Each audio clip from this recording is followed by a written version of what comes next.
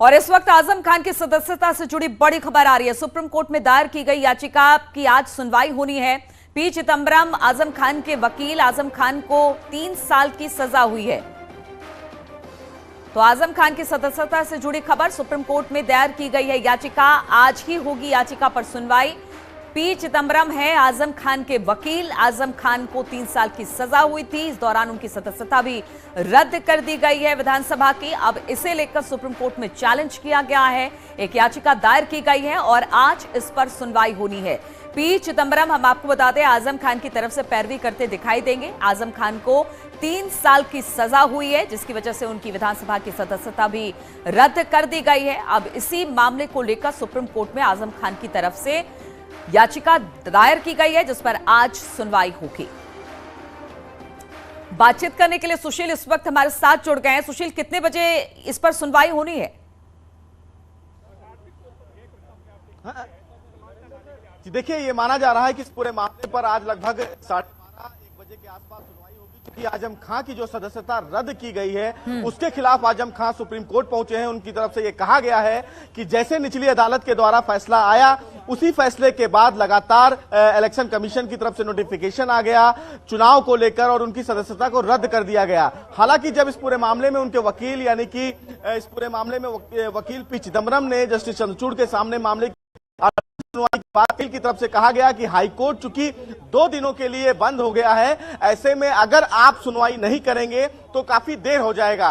बहरहाल जस्टिस चंद्रचूड़ आजम खान की इस याचिका पर सुनवाई के लिए तैयार हो गए हैं। आज इस पूरे मामले में दोपहर के बाद आजम खान की अर्जी पर सुनवाई की जाएगी। देखना बेहद अहम होगा कि आजम खान फिलहाल अपनी सदस्यता को रद्द करने के मामले पर जो सुप्रीम कोर्ट पहुंचे हैं, क्या उनको फिलहाल राहत मिलती है या नहीं मिलती है। लेकिन उम्मीद बेहद कम है, क्योंकि जब इलेक्शन कमीशन का इस पूरे मामले में नोटिफिकेशन आ गया है तो ऐसा बहुत कम देखने को मिला है कि चूंकि सुप्रीम कोर्ट इलेक्शन कमीशन को कोई निर्देश दे, क्योंकि इलेक्शन कमीशन एक स्वतंत्र एजेंसी है। ऐसे में बहुत सारे मामले आए, चाहे वो मध्य प्रदेश के मामले देखे जाएं या राजस्थान के मामले देखे जाएं, सुप्रीम कोर्ट ने ऐसा कोई आदेश नहीं दिया है कि चुनाव आयोग अपनी तय रणनीति में बदलाव करे। अब देखना बेहद अहम होगा, क्योंकि सुनवाई बहुत क्रूशियल होगी कि किस तरह आजम खान सुप्रीम कोर्ट को संतुष्ट करते हैं कि जो सदस्यता उनकी गई है एक मामले में, उस मामले में जो फैसले लिए गए हैं उसमें किसी भी प्रकार से सरकार का इंटरफेरेंस है या नहीं है। इन तमाम पहलुओं पर जब सुनवाई होगी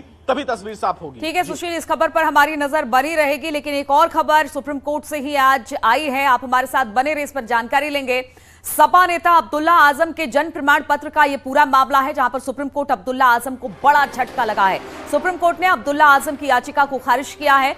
सुप्रीम कोर्ट ने इलाहाबाद हाईकोर्ट के फैसले को बरकरार रखा है। तो अपने जन्म प्रमाण पत्र को लेकर अब्दुल्ला आजम पहुंचे थे सुप्रीम कोर्ट, और बताया जा रहा है कि अब्दुल्ला आजम को बड़ा झटका सुप्रीम कोर्ट की तरफ से लगा है। अब्दुल्ला आजम की याचिका को खारिज कर दिया गया है और इलाहाबाद हाईकोर्ट के फैसले को बरकरार रखा गया है। इसी पर बातचीत करने के लिए सुशील हमारे साथ जुड़े हुए हैं। सुशील, आज क्या कहा कोर्ट ने इस पूरे मामले को लेकर? जी देखिए, अब्दुल्ला आजम खान के खिलाफ मामला सुप्रीम कोर्ट था। चूंकि इस पूरे मामले में अब्दुल्ला आजम खान ने इलाहाबाद हाई कोर्ट के उस फैसले को चैलेंज किया था, जिसमें फिलहाल 2019 में इलाहाबाद हाई कोर्ट ने उनके जन्म प्रमाण पत्र को लेकर जो याचिका दाखिल की गई थी, जिसको लेकर उनकी सदस्यता जाने तक की बात थी, उस पूरे मामले पर एक बड़ा फैसला सुनाते हुए ये कहा कि जिस तरह इस पूरे मामले में कहीं ना कहीं एक बड़ा फैसला सुनाया गया, उस फैसले में आजम खान की तरफ से कहा गया कि इलाहाबाद हाई कोर्ट ने फर्जी जन्म प्रमाण पत्र के मामले पर उनके पहलू को नहीं सुना, लिहाजा सुप्रीम कोर्ट ने आज इलाहाबाद हाई कोर्ट के फैसले को सही माना और यह कहा कि अब्दुल्ला आजम खान ने उस समय, जब यानी कि 2017 या 18 में जब चुनाव लड़े जा रहे थे, उस समय जो उन्होंने फिलहाल जन्म प्रमाण पत्र अपना उन्होंने दिया, वो फिलहाल जन्म प्रमाण पत्र सही नहीं था। यानी कि उस समय चुनाव लड़ने की जो उनकी उम्र थी वो बेहद कम थी और इसीलिए फिलहाल वो हाईकोर्ट गए थे। हाईकोर्ट ने फिलहाल ये माना कि जो जन्म प्रमाण पत्र अब्दुल्ला आजम खान की तरफ से लगाया गया था वो गलत था, और आज सुप्रीम कोर्ट ने भी ये माना कि फर्जी जन्म प्रमाण पत्र के मामले में अब्दुल्ला आजम खान ने गलत डिटेल चुनाव आयोग को देकर चुनाव लड़ने की कोशिश की थी। अब फिलहाल सुप्रीम कोर्ट ने भी इलाहाबाद हाईकोर्ट के इस फैसले को सही माना, तो कहीं ना कहीं अब्दुल्ला आजम खां को सुप्रीम कोर्ट से भी एक बड़ी कहीं ना कहीं बड़ी उम्मीद थी कि उनको राहत मिले, लेकिन वो राहत उन्हें नहीं मिली और इलाहाबाद हाईकोर्ट के आदेश को अब ऐसे में सुशील, अब्दुल्ला आजम के लिए किस तरह की मुश्किलें अब बढ़ जाएंगी जब प्रमाण पत्र को लेकर कहा गया कि फर्जी तरीके से प्रमाण पत्र लगाया गया था। अब सुप्रीम कोर्ट ने भी कहा कि हाईकोर्ट का फैसला सही है। अब किस तरह की मुश्किलें अब्दुल्ला आजम के सामने?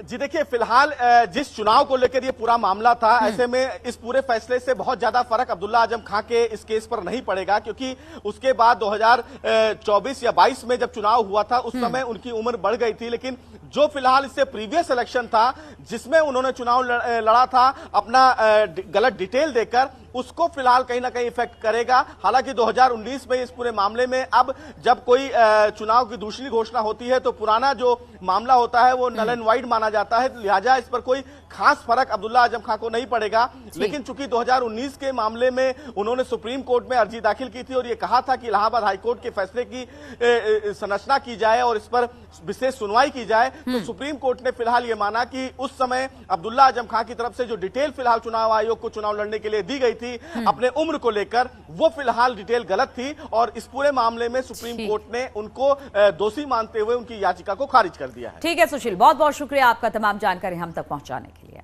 और हापुड़ में पुलिस की बदमाशों से मुठभेड़ हो गई।